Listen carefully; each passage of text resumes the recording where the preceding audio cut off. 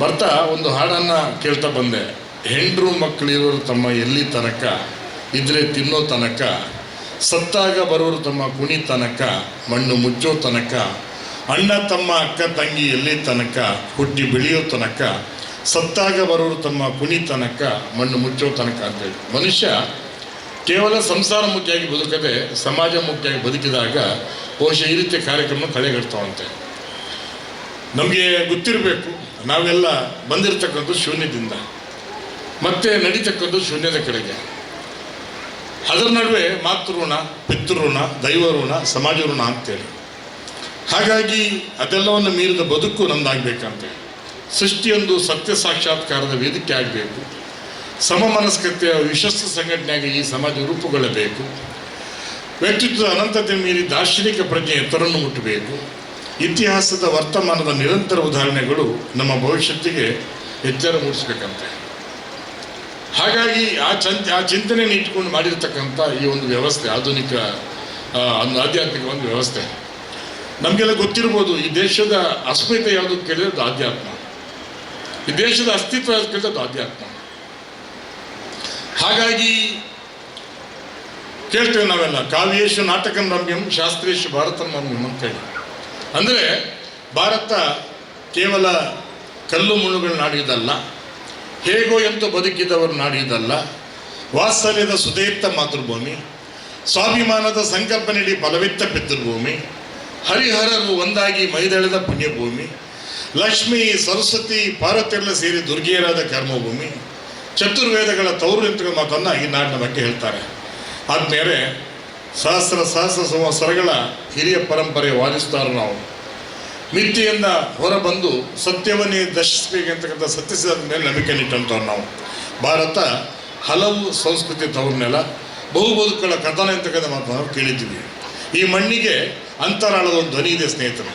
ಹೇಳ್ತಾರೆ, ಯೇಸು ಸಂತರು ಎನಿತು ಶರಣರು ಜ್ಞಾನ ಬೀಜವನ್ನಿಟ್ಟರು, ರಾಮರಾಜ್ಯದ ಕನಸು ಕಾಣುತ್ತ ದೇಹ ಬಿಟ್ಟ ಮಾತರು ಎನ್ನುವಂತೆ ತ್ಯಾಗರಾಜರ ಗಾನ, ವಾಲ್ಮೀಕಿ ಕವನ, ರಾಮನಡಿ ಇಟ್ಟನೆಲ್ಲ, ಭೀಮನುಸುರಿದ ಗಾಳಿ, ಯೋಮದಿ ಭಗೀರಥಂ ತಂದ ಸುರತಟನಿ, ಸೋಮನ ಪೆತ್ತ ಕಡಲು.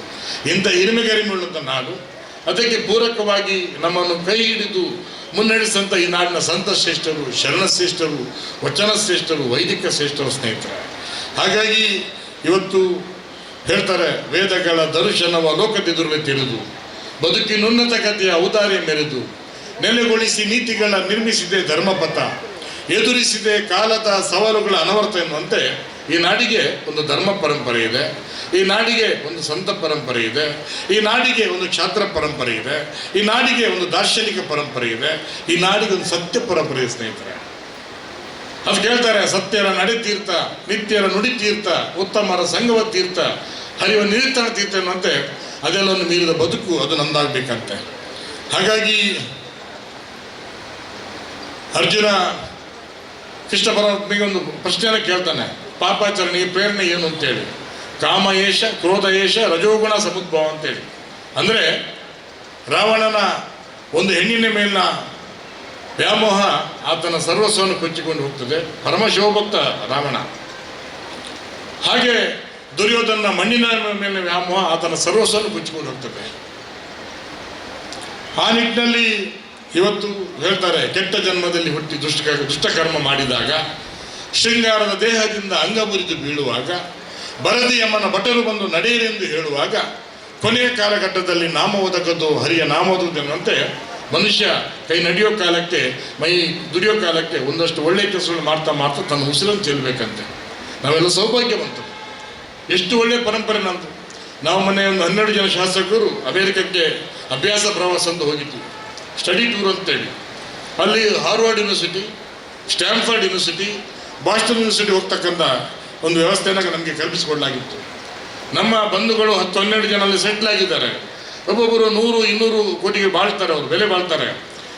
ಕೇಳ್ತಾ ಇದ್ದೆ ನಾನು, ನೆಮ್ಮದಿ ಇದೆಯಾ ಕೇಳಿದ್ದೆ, ನೆಮ್ಮದಿಲ್ಲ. ನಿದ್ದೆ ಬರುತ್ತೆ ಕೇಳಿದೆ, ನಿದ್ರೆ ಮಾತ್ರ ತೊಗೊಂಡು 4 ಗಂಟೆ ನಿದ್ರೆ ಮಾಡ್ತಾ ಹೇಳ್ತಾರೆ.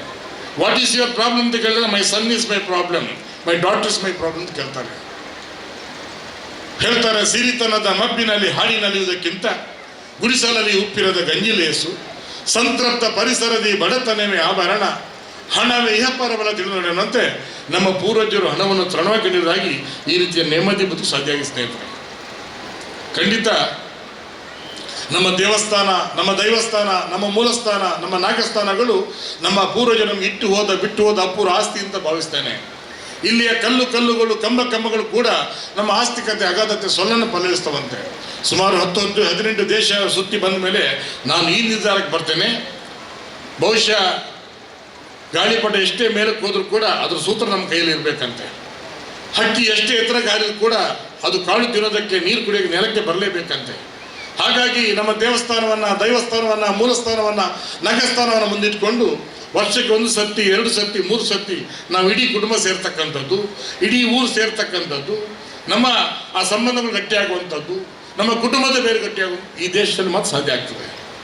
ತುಳುನಾಡು ಅಂತ ಹೇಳಿದರೆ ಅದು ಭೂಲೋಕದ ಸ್ವರ್ಗ ಅಂತ ಭಾವಿಸ್ತೇವೆ.